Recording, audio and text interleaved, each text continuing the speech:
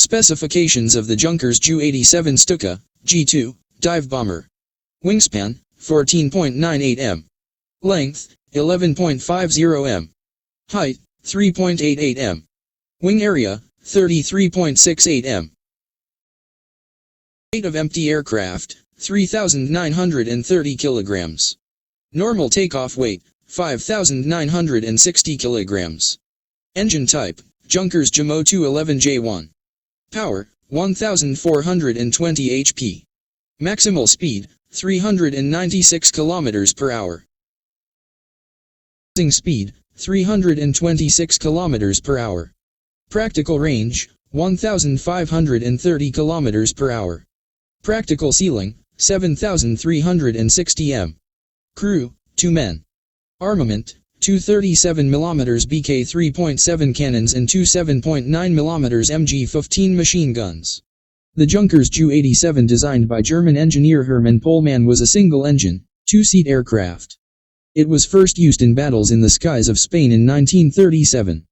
This machine became the standard dive bomber of the Luftwaffe.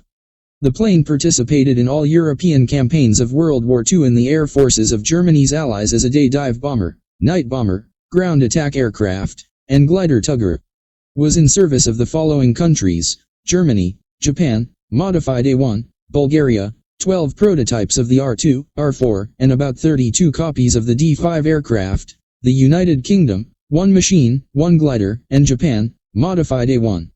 D-5, Great Britain, 1 captured and reworked machine, Hungary, about 10 copies of B-2, about 40 pieces of Junkers D-1 modification, about 30 pieces of Junkers Ju-87 D-5, Italy, B-2, B-2TP, Romania, about 50 pieces of B, 115 pieces of D-1, D-3, D-5, Croatia, about 15 pieces of D modification. Combat use of Junkers Ju-87 Stuka. The Ju-87 was tested in combat conditions in Spain. 1 Ju-87A0 was sent there in November 1936, 3 Ju-87A1s arrived in January 1938, and 5 Ju-87B1s in October. Participation in combat operations proved the great effectiveness of the dive bombers and led to their wide introduction to the Luftwaffe. By the beginning of World War II, the Luftwaffe had 9 dive bomber groups, 346 Ju-87B, Ju-87A planes had already been transferred to training units by then. From the first minutes of the war, groups of dive bombers attacked targets in Poland. The airfields were raided first, then railroad hubs, the Gdynia naval base, and other targets were bombed. In other words, pickups were used not only for tactical tasks of direct support, but also for operational tasks traditionally assigned to heavier twin-engine bombers. However, considerable attention was also paid to supporting ground troops. The planes often served as flying artillery, suppressing Polish resistance units that got in the way of the Wehrmacht's armored fists. During the war with Poland, the Luftwaffe lost 31 Ju-87s, or 9% of their original strength, while the Bf-110s lost 14% and the Bf-109s some 30%. Only one group of planes was assigned to the operation against Denmark and Norway in April-May of 1940, the Luftwaffe L/Saint G1, the only one that had time to receive Ju-87R aircraft with an increased flight range. 9 groups of units, 360 planes, including 291 in good working order, were attacked against France, Belgium, and the Netherlands in May 1940. In addition to strikes against airfields, the dive bombers supported paratroopers who stormed Belgian forts, and dealt blows to enemy reserves and communication lines. At the end of May, the beginning of June, 1940, the main efforts of the Luftwaffe's pickets were concentrated against the encircled group of Allies in the area of Dunkirk. On 23 to 24 May, 3 enemy destroyers, 1 British and 2 French, were sunk, and another 4, 1 British, 1 Polish, and 2 French, were damaged. The intensity of combat operations can be demonstrated by the fact that, for example, on May 27 the Ju-87 appeared over Dunkirk 12 times. During 50 days of the campaign in the West, the Luftwaffe lost 123 Ju-87s shot down and 41 damaged. In June-July 1940 the dive bombers were active against the shipping in the English Channel, and from August 12 they began massive raids on England. For this operation 10 of 11 available groups of PCS were involved. They numbered 412 Ju-87B/Rs, including 292 serviceable ones. The dive bombers, together with twin-engine fighters, attacked British airfields in an attempt to destroy the air defense system. But the Ju-87's involvement in raids on British territory was short-lived.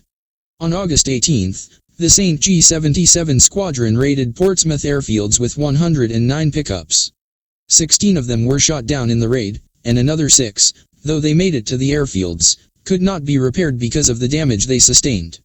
After such heavy losses, the Ju-87s were forbidden to fly over Great Britain, and in September-November of 1940 they worked against enemy convoys in the English Channel. From the beginning of 1941, two Ju-87R groups, the L/St. G1 and LL/St. G2, later reinforced by two more groups, operated in the Mediterranean Sea. On January 10, 1941.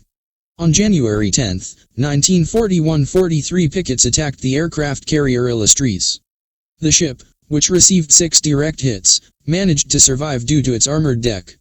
January 11, things seriously damaged the cruiser Gloucester and Southampton, the latter could not be saved.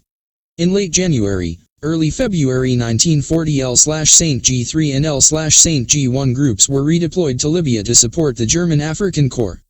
By early April 1941, 7 dive bomber groups, 270 Ju-87B/R, of which 239 were in good working order, were amassed in the Balkans for the operation against Yugoslavia and Greece.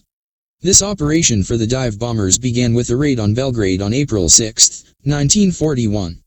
From May 20, the Balkan pilots participated in the operation to capture Crete. August 1940, Italy began deliveries of Junkers Ju-87Bs to the Italian Air Force, 52 Ju-87B2s, with another 50 Ju-87R2s arriving later. Italy also received 46 Ju-87D2s and D3s. Italian fighters fought in North Africa, attacked enemy ships and ships in the Mediterranean Sea, and the planes of the 121st Group took part in the battles against the Wehrmacht after Italy defected to the Allies. Hungary received 4 Ju-87A, 47 Ju-87B, 2 in 1940 and 45 in 1943, 12 Ju-87D1 and D3, and 14 Ju-87D5.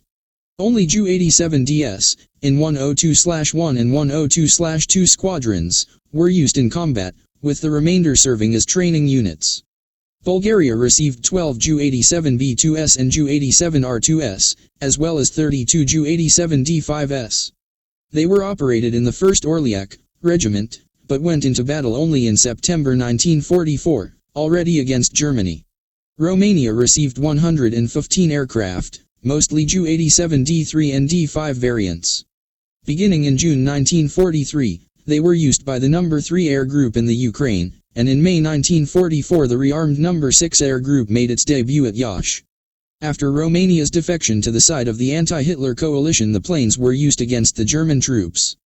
The last part of the Romanian PCS, the 74th AE, fought right up to the end of the war. Slovakia received 7 Ju-87H from Germany and also ordered 36 Ju-87D5s to be built under license by the local firm Braz. However, only 5 aircraft were produced before the Slovak national uprising began. Japan bought 2 Ju-87A planes for testing. The Ju-87 turned out to be a remarkable machine in its own way. Having proven itself perfectly in the Blitzkrieg in Poland and in the West, it was already considered obsolete by early 1941. However, during the first months of the war at the Eastern Front, the Ju-87 became one of the most popular warplanes and showed that its time had not passed.